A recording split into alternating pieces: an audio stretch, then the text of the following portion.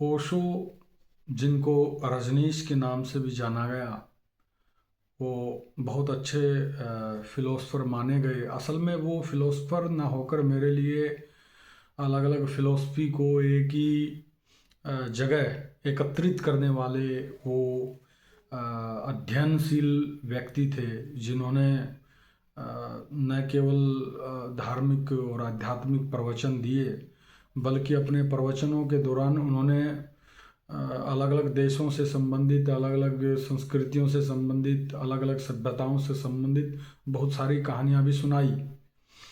अ, अपने एक उपदेश में, अपने एक प्रवचन में उन्होंने एक कहानी सुनाई जो मैं आपके सामने पढ़ रहा हूँ। एक बड़ी प्रसिद्ध हंगेरियन कहानी है कि एक आदमी का विवाह हुआ।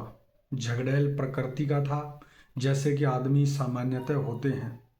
माँ बाप ने यह सोचकर कि शायद शादी हो जाए तो यह थोड़ा कम क्रोधी हो जाए, थोड़ा प्रेम में लग जाए, जीवन में उलझ जाए, तो इतना उपद्रव न करे, शादी कर दी। शादी तो हो गई, और आदमी झगड़ैल होते हैं, उससे ज़्यादा झगड़ैल स्त्रियां होती हैं।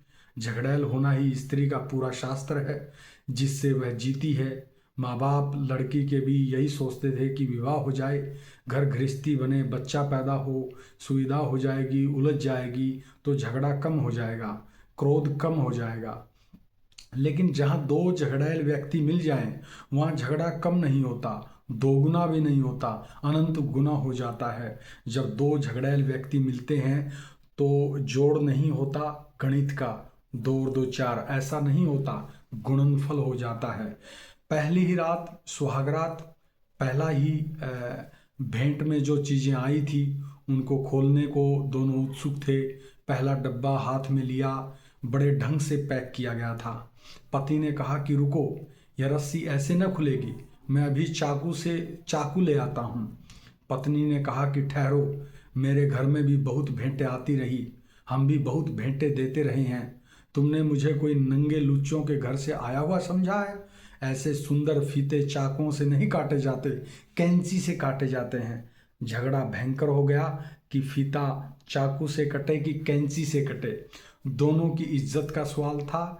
बात इतनी बढ़ गई कि डब्बा उस रात तो काटा ही न जा सका, सुहागरात भी नष्ट हो गई उसी झगड़े में। और विवाद, क्योंकि प्रतिष्ठा का सवाल था, दोनों के परिवार दांव पर लगे थे कि कौन सुसंस्कृत है।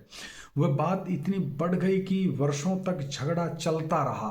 फिर तो बात ऐसी सुनिश्चित हो गई कि जब भी झगड़े की हालत आए तो पति को इतना ही कह देना काफी था, चाकू, और पत्नी उसी वक्त चिल्लाकर कहती कैंची।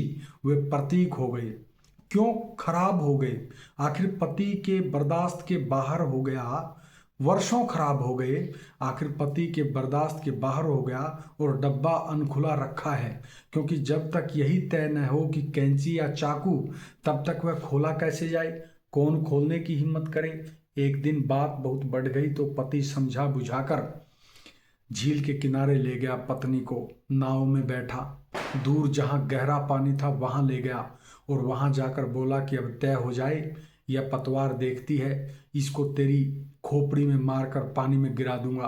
तैरना तू जानती नहीं है, मरेगी। अब क्या बोलती है, चाकू या कैंची? पत्नी ने कहा कैंची। जान चली जाए, लेकिन आन थोड़े ही छोड़ी जा सकती है। रघुकुल रीत सदा चली आई, जान जाए पर वचन न जाई। पति भी उस दिन पति भी उस दिन तय ही कर लिया था कि कुछ निपटारा कर ही लेना है। यह तो जिंदगी बर्बाद हो गई, और चाकू कैंची पर बर्बाद हो गई। लेकिन वह यही देखता है कि पत्नी बर्बाद करवा रही है, वह यह नहीं देखता कि मैं भी चाकू पर ही अटका हुआ हूँ। अगर वह कैंची पर अटकी है तो दोनों कुछ बहुत भिन्न नहीं है, पर खुद का दोष तो युद्ध के क्षण में, विरोध के क्षण में, क्रोध के क्षण में दिखाई नहीं पड़ता। उसने पतवार जोर से मारी, पत्नी नीचे गिर गई। उसने कहा अभी भी बोल दे, तो भी उसने डूबते हुए आवाज दी कैंची। एक डुबकी खाई, मुंह नाक में पानी चला गया, फिर ऊपर आई। फिर भी पति ने कहा अभी भी जिंदा है, अभी भी मैं तुझे बचा सकता हूँ। बोला, उसने कहा कैंची। अब पूरी आवाज भी नहीं निकली, क्योंकि मुंह में पानी भर गया। तीसरी डुबकी खाई, ऊपर आई। पति ने कहा, अभी भी कह दे, क्योंकि यह आखिरी मौका है। अब वह बोल भी नहीं सकती थी, डूब गई। लेकिन उसका एक हाथ उठा रहा और दोनों उंगलियों से कैंची चलती रही। दोनों उंगलियों से वह कैंची बताती रही, डूबते डूबते आखिरी क्षण में। महाभारत के लिए कोई कुरुक्षेत्र नहीं चाहिए।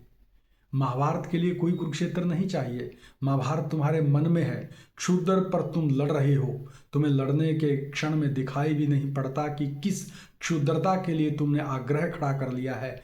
और जब तक तुम्हारा अज्ञान गहन है, अंधकार गहन है, अहंकार सघन है, तब तक तुम देख भी ना पाओगे कि तुम्हारा पूरा जीवन एक कलह है। जन्म से लेकर मृत्यु तक तुम जीते नहीं, सिर्फ लड़ते हो। कभी कभी तुम दिखलाई पड़ते हो कि लड़ नहीं रहे हो। वे लड़ने की तैयारी के क्षण होते हैं जब तुम तैयारी करते हो।